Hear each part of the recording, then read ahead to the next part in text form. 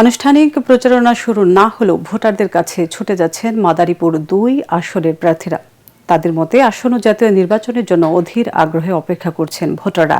পদ্মা সেতুর বদৌলতে রাজধানীর সঙ্গে দূরত্ব কমা হওয়ায় উন্নত চিকিৎসা আর কর্মসংস্থানের জন্য ঢাকার উপর নির্ভরশীল মাদারীপুরের বাসিন্দারা।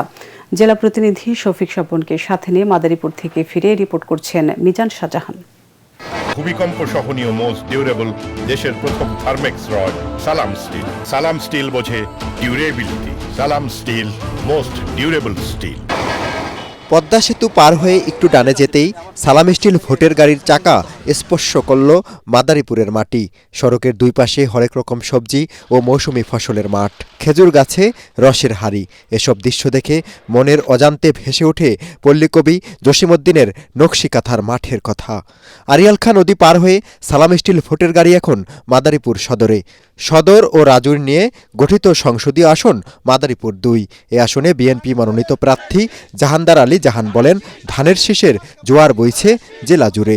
আমি আশাবাদী যে ইনশাল্লাহ মানুষ যদি সুষ্ঠুভাবে ভোট হয় তাহলে মানুষ সুষ্ঠুভাবে ইনশাল্লাহ রাজৌর মাদারীপুরে ধানের শীষে জয়যুক্ত করবে। বিএনপির কেন্দ্রীয় নেতা হেলেন জেরিন খান জানান, যোগ্য প্রার্থী না দিলে হাতছাড়া হতে পারে আসনটি।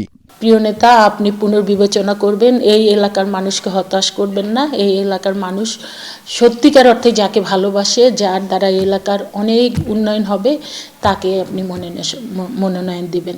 এই আসনে জামাতের প্রার্থী মাওলানা আব্দুস সোবহান। তার আশা আগামী ১২ ফেব্রুয়ারি ব্যালট বিপ্লবের মাধ্যমে চাঁদাবাজি ও দখলবাজির বিরুদ্ধে জবাব দেবে ভোটাররা। জনগণ জামাত ইসলামীকেই এক নম্বরে বিবেচনা করছে। মানুষ আমাকে ভোটাধিকার প্রয়োগ করবে আমার দাঁড়িপাল্লা মার্কায় এবং আমি নির্বাচিত হব ইনশাআল্লাহ। মাদারীপুরের একটি বড় অংশ ইতালি প্রবাসী।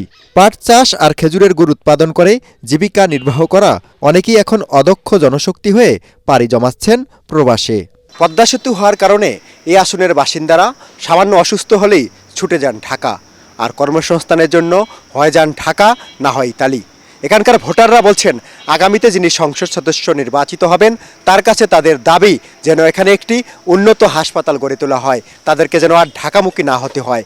একই সঙ্গে তারা বলছেন, কর্মসংস্থানের জন্য ঢাকার উপরে চাপ কমাতে এই মাদারীপুরেই তারা চাচ্ছেন শিল্প কারখানা গড়ে তুলতে। মিজান শাহজাহান, এটিএন বাংলা, মাদারীপুর।